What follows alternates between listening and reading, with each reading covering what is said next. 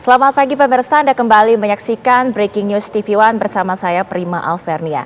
Kali ini kita kembali terhubung dengan narasumber kita yakni Bang Heri Firmansyah selaku pakar hukum. Selamat pagi Bang Heri. Selamat pagi Mbak Prima. Bang Heri, ini kita mau melanjutkan perbincangan sebelumnya mengenai pasal yang disangkakan kepada terdakwa Teddy Minahasa.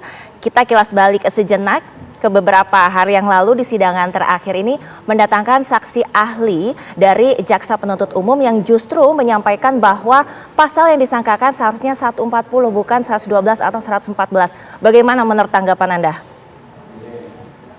Ya, menurut saya kalaupun itu disampaikan lewat siapapun ya, baik dari para pihak lah, katakanlah dari terdakwa ataupun dari jaksa penuntut umum, menurut saya itu sudah terlambat juga ya, karena prosesnya kan sudah masuk ke proses pembuktian. Dan kemudian tafsir-tafsir semacam itu kan juga harus dibangun dari fakta-fakta materialnya juga, karena dalam hal penerapan pasal itu tentunya juga akan memperhatikan keterkaitan unsur tadi ya, bahwa ada unsur yang ada dalam satu pasal itu juga harus terpenuhi materi perbuatannya dalam satu tindak pidana. Nah, jadi menurut saya sejauh ini kalau berkaitan dengan ketentuan pasal baru, itu mengapa nggak dari awal dimunculkan begitu ya, bahkan dalam keterangan-keterangan yang sebelumnya disampaikan, walaupun ini nggak ada relevansi langsung dengan pembuktian di persidangan, tapi misalnya ketika itu disampaikan di luar ruang sidang pun harusnya konsisten dari awal penerapan pasalnya mungkin tidak tepat gitu ya. Tapi sekali lagi ini adalah strategi untuk mengalihkan pandangan dan itu juga perlu dikonfirmasi lebih jelas apakah benar keterangan ahli itu malah kemudian menyalahkan atau kontra terhadap apa yang disampaikan oleh jaksa penuntut umum. Jangan sampai ini ada pemahaman yang memang diarahkan oleh pihak yang kemudian bertanya kepada ahli kemudian memberikan kesimpulan yang berbeda dengan yang sebenarnya apa yang ahli sampaikan di muka sidang. Maka ini perlu kita cross check kembali ya sebenarnya terkait dengan pernyataan di ahli tersebut. Apakah benar ahli tersebut menyampaikan hal yang demikian atau ada bangunan pertanyaan yang sekiranya memang ingin diarahkan kepada runtuhnya dakwaan dengan mengatakan bahwa sebenarnya dakwaan ini tidak tepat penerapan pasalnya, yang lebih tepat adalah pasal ini. Kalau itu sampai benar diamini dan kemudian juga dimaknai oleh banyak orang, maka tentunya ini akan diharapkan melemahkan kedudukan ataupun melemahkan dakwaan dari jaksa penuntut umum. Nah, saya yakin dan percaya majelis hakim juga tidak kemudian serta-merta menerima satu hal baru yang terjadi dalam satu persidangan dengan tanpa menimbang banyak hal begitu ya, dari tahapan proses penyidikan, penuntutan gitu ya, sampai ke pemeriksaan di sidang pengadilan pada saat ini. Dan juga hakim juga akan cermat menilai keterangan terdakwa, keterangan saksi lain yang relevan, dan juga alat-alat bukti yang disajikan.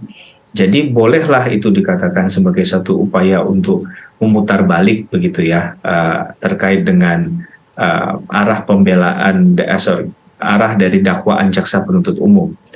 Tapi sekali lagi ini tentunya bukan hal baru bagi majelis hakim ya.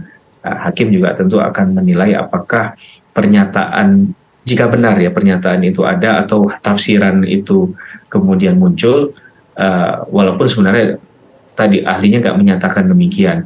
Nah, ini akan dinilai oleh hakim yang berhak menilai itu. Nah, menurut saya kalaupun sebenarnya penerapan pasalnya tadi sudah bersoal, hakim mungkin tidak akan terlalu interest untuk banyak bertanya terkait kasus ini ya. Tapi kan kita lihat dalam kasus ini pun hakim terus menggali kebenaran-kebenaran material tadi ya. Dan tidak terlalu memberikan pressure atau tekanan kepada jaksa penuntut umum untuk mengkoreksi terkait dengan penerapan pasal itu dari awal gitu. Saya rasa itu yang menurut saya bisa saya sampaikan sesuai dengan apa yang terjadi di fakta persidangan, Mbak Prima.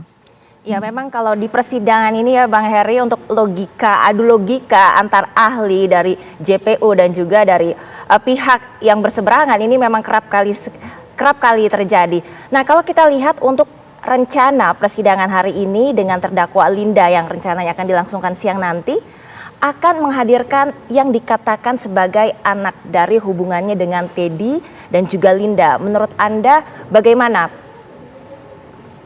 Ya, ini memang agak sensitif ya. Maka menurut saya kalau kita melihatnya hanya dari keterangannya saja, ya menurut saya itu juga satu hal yang biasa saja ya. Kalau tadi kita bicara di sebelumnya kan prolog sebelumnya adanya kaitan antara ketika dia menjadi saksi tapi dia ada hubungan darah atau semenda.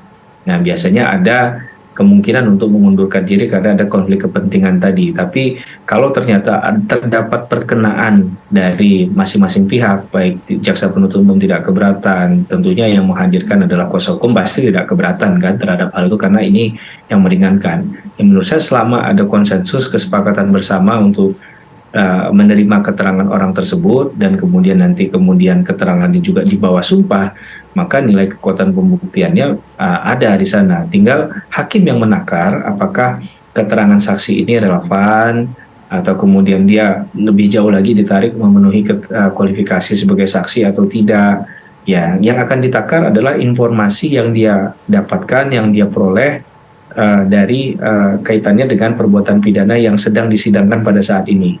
Dan tidak lain dan tidak bukan dari itu. Sehingga saksi itu tentu tidak pada kapasitasnya menjelaskan keterangan dari orang lain yang dia sendiri tidak mengalami dan tidak mendengar langsung. Nah, ini yang perlu untuk dimengerti ya, dalam konteks bahwa masuk kualifikasi saksi atau tidak orang tersebut.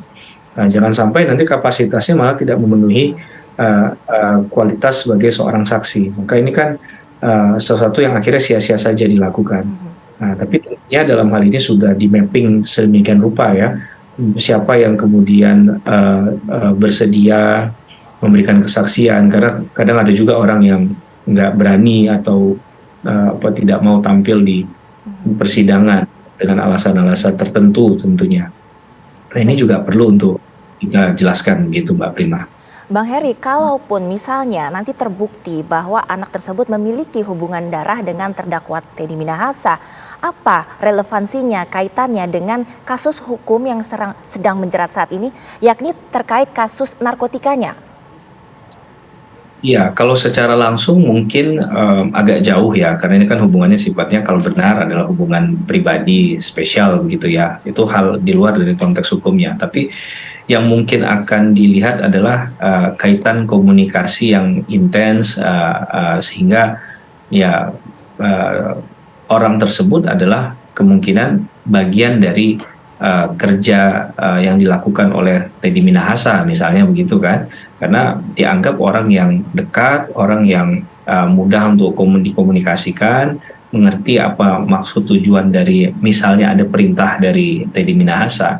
Menurut saya itu secara umum akan dilihat atau dipandang demikian ya Mbak Prima ya. Tapi sekali lagi ini kan masih asumsi, harusnya ada ada bukti yang kuat untuk mengarah ke sana agar ini bisa kemudian tidak hanya sekedar katakanlah retorika tadi ya, karena kalau kita belajar pada kasus Sambo kemarin kan banyak hal-hal yang sepertinya pembelaan tapi ternyata tidak didukung oleh bukti yang valid, bukti yang kuat gitu. Jadi ini yang perlu diperhatikan dalam hal itu karena kebenaran materialnya yang akan digali.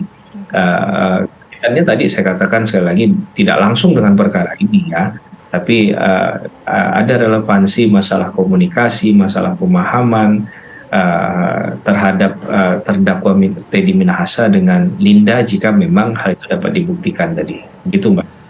Baik Bang Heri, kita akan lanjutkan kembali diskusinya usai jeda sesaat lagi.